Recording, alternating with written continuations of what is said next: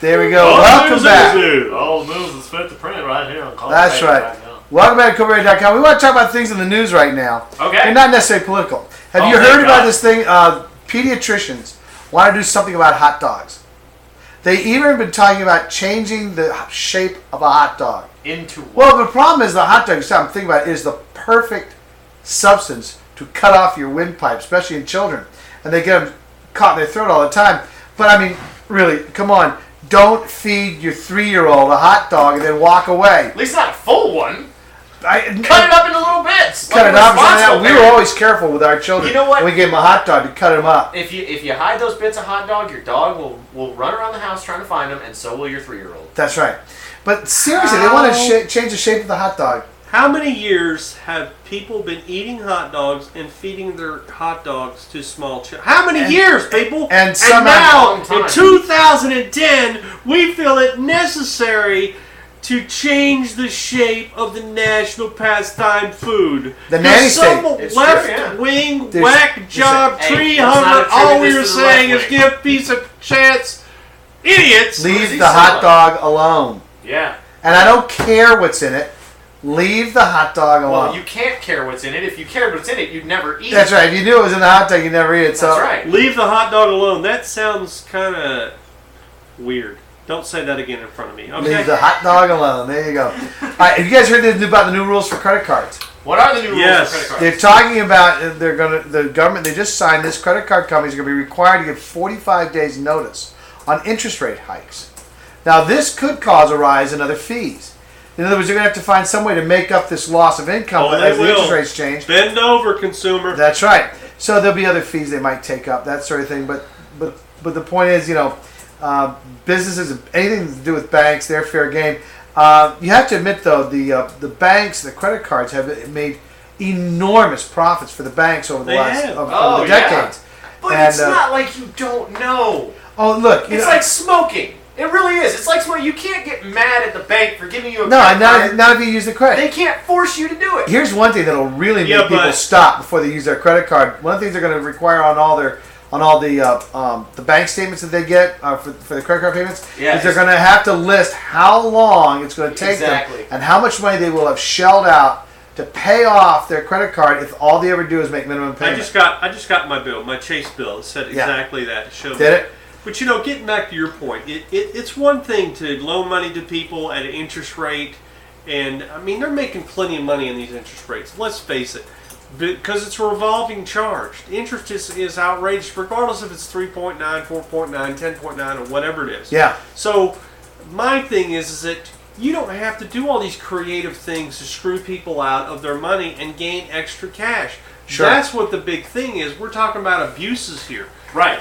So, I mean, that's what's really I think it's a good idea. I think it's a good idea for the credit card companies to go ahead and put that statement on there, and that'll be a come to Jesus moment for people. But let's face it, you were supposed to be responsible with your own money. Let me tell you, people, if you got a credit card out there, you got stuff on it, get off that thing as soon as you can. As you are. It took me years. But I owe nothing on a credit card. And it is a dangerous teeth. It is very tempting. It makes things too easy for you. It does. Now, if we can't just go ahead and afford to pay it, we don't do it. Think about from personal experience, it is a tough road to hoe. It's a tough road back. Well, think about one of the major lessons your parents tried to teach you as a kid is that you can't have everything you want.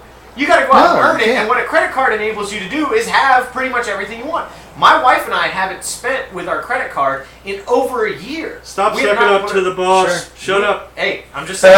We haven't put you can't always get what you want, but you can try sometime. You get what you need. You get what you need. But we haven't put an expenditure on a credit card in a year, and they just upped our credit limit. They're trying to entice us to go out there and I was getting cards sent to me, ready to go from banks like in Arizona, stuff like that. No, there's one type of credit I will use. I'm very quick. If I need it, I'll use it. Yeah. And that's like, for example, you go to Lowe's. Title loans, yeah. Title match.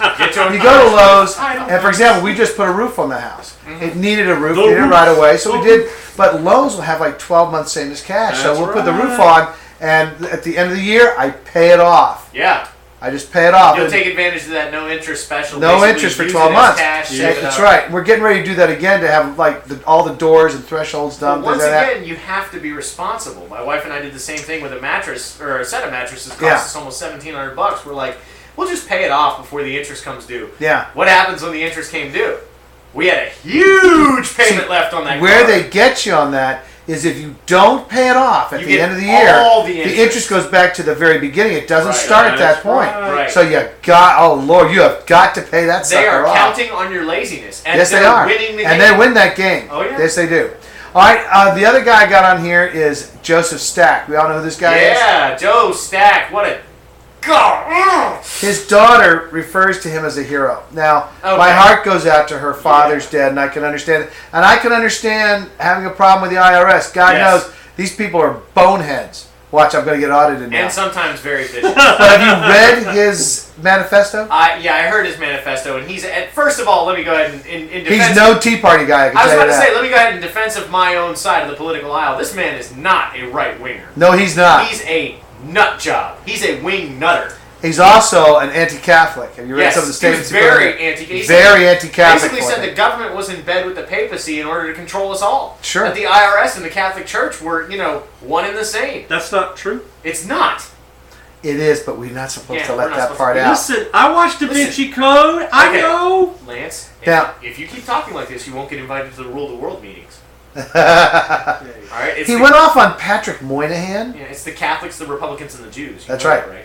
Now, do we have any sympathy for this guy? I have no sympathy for this guy. But I don't have sympathy. Something has got to be. One of his complaints was how unbelievably complex the tax code is, and he does have a point there. Sure. That's it. You know what? But that's like saying having one point and then smacking an airplane into a building full of innocent people. Well, he talked about this group he got together with, and they'd sit there and they'd talk about. Of course. The tax code. He was with a bunch of left-wing nut jobs. He was going off about the tax code, like that lady like that untenured professor who went in and shot up her workplace, who was a huge Obama supporter. Should we simplify the tax code? Well, I think so, but gosh, I think it's too far gone. It's my understanding that the tax code has been augmented so many times that no one knows what's in it. Even the people that are tax savvy. Well, what I understand at the IRS, there's literally walls and walls of volumes of books of the tax code. The current tax code is over 66,000 pages long. Right. This is not necessary. There are lawyers who make their entire career off of tax lawyers, and they make a good living. What about that? Does anybody here understand the fair tax? I do. I understand it completely. It's a genius idea. Well, I want you to work something up. I want to do something on the fair tax sometime. Because I have to admit, I should have looked into the fair tax. I have not done so. I can explain it to you in about 2.5 I understand the flat tax. Well, the fair tax is similar. Fair tax is a 23% income tax on all purchases. It's a consumption tax. It removes all income taxes. Well, hang on. Property taxes. Hang on. I really want to go over this, but we do not have time. Okay. So we'll do it in political. We'll do. Well, let's. Actually, I would like to do a show on this. Okay, let's do it. I'd like to do a whole segment just on the fair tax, flat tax, and the existing tax code. All right. So in the future. In the future, we'll be right back with Colbertradio.com.